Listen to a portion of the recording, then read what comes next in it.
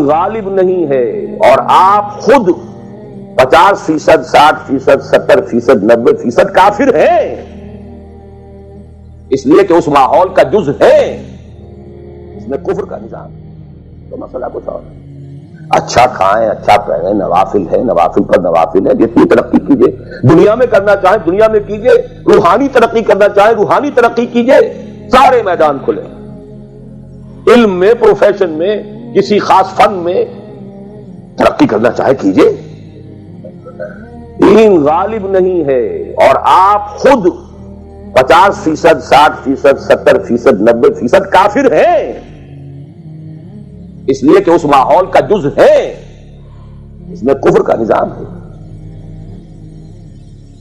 تو پہلا کام تو اپنے آپ کو اس کفر سے نجات دلانا ہوگا، پھر نماز بھی اسی کے لیے ہے۔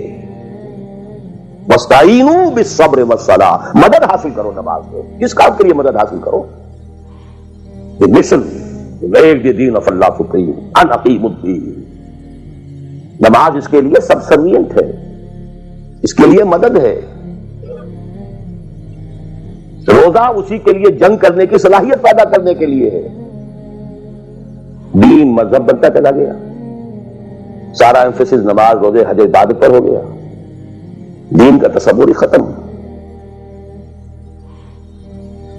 اور پھر ہم میں سے جو لوگ غلام رہے وہ تو اتنے خوگر ہو گئے کہ ملا کو جو ہے ہند میں سجدے کی اجازت ناداں یہ سمجھتا ہے کہ اسلام ہے آزاد۔ بہت بڑے عالم دین نے کہا تھا کہ ہمیں کوئی ایسا کام نہیں کرنا چاہیے جو ہماری حکمرانوں کو، انگریزوں کو پریشانی کا موجب بن جائے، اس لیے کہ انہوں نے ہمیں مذہبی آزادی دی ہوئی ہے۔ ہمارے نماز پڑھنے پہ کوئی قدغن نہیں ہے، ہمارے روزہ رکھنے پہ قدغن نہیں ہے، حج کرنے پہ قدغن نہیں ہے، لہذا we should be loyal to them۔ ملا کو جو ہے ہند میں سجدے کی اجازت ناداں یہ سمجھتا ہے کہ اسلام ہے آزاد۔ یہ کانسیپٹ اتنے پختہ ہو چکے ہیں، اتنے پختہ ہو چکے ہیں۔ ریچولزم، رسومات، رہ گئی رسم اذاں روح بلالی نہ رہی، فلسفہ رہ گیا تلقین غزالی نہ رہی۔ نماز و روزہ و قربانی و حج یہ سب باقی ہیں، تو باقی نہیں۔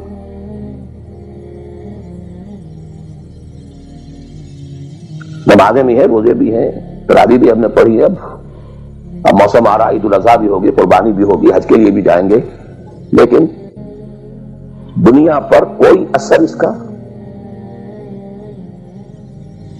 30 لاکھ آدمی حج کر کے آئیں گے، معاشرے پر کوئی زیرو کے برابر بھی کوئی اثر ہے؟ جو خود جا کر کے آتے ہیں ان پر کوئی اثر ہوتا ہے؟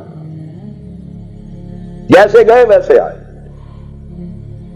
الٹا یہ کہ یہ اور کانفیڈنس لے آئے کہ پچھلے سارے گناہ معاف ہو گئے، اب اثر نو کرنے کی چھوٹ ہے۔ اسی مجھے سکتے ہیں، اور میں اپنا 35 سال کا تجربہ آپ کو بتا رہا ہوں۔ اصل ڈیسائیسو پارٹی، اس کو سمجھ لیں اگر تو آپ کا پورا تصور بدل جائے گا، ویلیو اسٹرکچر بدل جائے گا، لیکن نہیں تو پھر جو بھی ہے وہ ہے۔ اب میں ایک عملی سوال کہہ رہا تھا کہ اس میں بڑا عملی سوال ہے، میں کیا کروں؟ میں ایک ایسے ماحول میں رہ رہا ہوں جس میں اللہ کا دین غالب نہیں ہے۔ میں نماز پڑھ رہا ہوں، روزہ رکھ رہا ہوں، میں شراب نہیں پیتا، میں سور نہیں کھاتا، چلو میں نے اپنا اکاؤنٹ جو ہے بینک میں جو ہے کرنٹ اکاؤنٹ رکھا ہوا ہے، میں نے کوئی سود نہیں لیا، میں سود لینا چاہتا ہوں، کیا کروں؟ اکیلا چنا پہاڑ کو تو نہیں پھوڑ سکتا، پورا نظام تو میرے بدلنے سے نہیں بدل جائے گا۔ میں تو رہا پھر 40%، 50%، 60%، 70% کافر کا کافر۔ What's the way out? What's the مخرج؟ بڑی پیاری حدیث ہے وہ جس میں یہ الفاظ آتے ہیں، حضور نے فرمایا انہا ستکون فتنۃ، ایک وقت آئے گا کہ بڑا فتنہ ہوگا۔ حضرت علی فرماتے میں نے فوراً عرض کیا مل مخرج منہا یا رسول اللہ، اے اللہ کے رسول یہ بتائیے اس سے نکلنے کا راستہ کون سا ہوگا؟ یہ نہیں پوچھا کیا فتنہ ہوگا، کیوں ہوگا، کب ہوگا، کیسے ہوگا، کدھر سے آئے گا، کچھ نہیں، نکلنے کا راستہ بتائیے۔ بلکہ ایک اور روایت اس حدیث کی اس سے بھی زیادہ پیاری ہے کہ اصل میں حضرت جبرائیل نے کہا حضور سے یا محمد امتک بعدک، اے محمد صلی اللہ علیہ وسلم کبھی سوچا ہے تمہارے بعد تمہاری امت کا کیا بنے گا؟ تو حضور پلٹ کر سوال کرتے ہیں مل مخرج منہا یا جبرائیل، یہ بہت بڑا پرابلم تم نے اے جبرائیل میرے سامنے رکھا ہے، تو آپ ہی بتائیں اس سے نکلنے کا راستہ کیا؟ قال کتاب اللہ، وہ پوری حدیث تو وہی ہے، کتاب اللہ فیہ خبر ما قبلکم ونبأ ما بعدکم وحکم ما بینکم وہو الذکر الحکیم وہو الصراط المستقیم وہو حبل اللہ المتین۔ اس کا مخرج کیا ہے؟ یہ ہے اصل میں میرے اور اگر تو یہ بات سمجھ میں آ گئی، اس کے لیے تصور سمجھ لیجئے، ہمارے دین میں کفارے کا ایک تصور ہے۔ آپ نے روزہ توڑ دیا وہ تو ٹوٹ گیا، کیا کروں، جوڑ تو نہیں سکتا، کب اشکوں سے جوڑ سکتا ہے، جو ٹوٹ گیا سو ٹوٹ گیا۔ موتی ہو کہ شیشہ جام کے بل، جو ٹوٹ گیا سو ٹوٹ گیا۔ تم ناحق ٹکڑے چن چن کر دامن میں چھپائے بیٹھے ہو، شیشوں کا مسیحا کوئی نہیں، کیا آس لگائے بیٹھے، وہ تو ٹوٹ گیا، لیکن اس کا کفارہ دے دیا، یہ کفارہ ہے۔ قسم کھائی تھی، یہ نہیں ہے کہ اب توڑ نہیں سکتے، غلط کھا بیٹھے، توڑو کفارہ۔ آج میں اس لفظ کفارہ کے حوالے سے آپ کے سامنے یہ بات کر رہا ہوں۔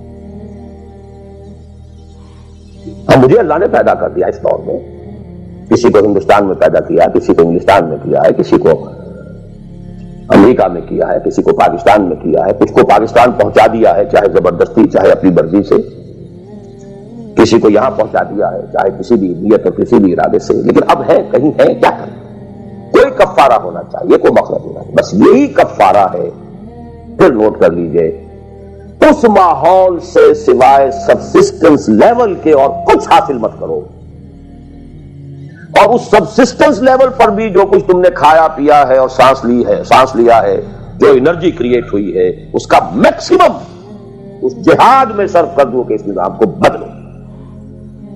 تمہاری یہ جد و جہد، تمہاری یہ کوشش کفارہ بن جائے گی اس کا۔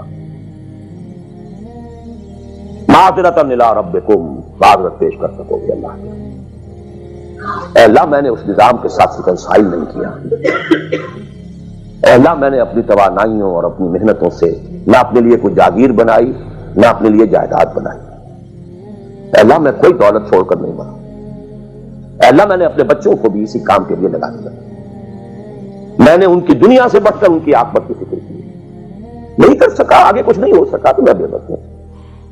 حضرت نوح بھی تو بے بس تھے، کیا کر گئے، لیکن اگر کسی بھی درجے میں ریکنسیلیشن ہے، کمپیٹیبلٹی ہے، اس کو آپ نے ایکسپٹ کر لیا ہے، اس میں پھلنے پھولنے اور پھیلنے کا بندوبست کر رہے ہیں، تو اڈوم everything will be multiplied by a big zero and will become a zero. یہ ہے جو میں سمجھا۔ اس کا نام ہے جہاد، کانسٹنٹ فرکشن، کانسٹنٹ اسٹرگل، جان مال، ان صلاتی و نسکی و محیای و مماتی للہ رب العالمین، میری زندگی کا مقصد تیرے دین کی سرفرازی، میں اسی لیے مسلمان، میں اسی لیے نمازی،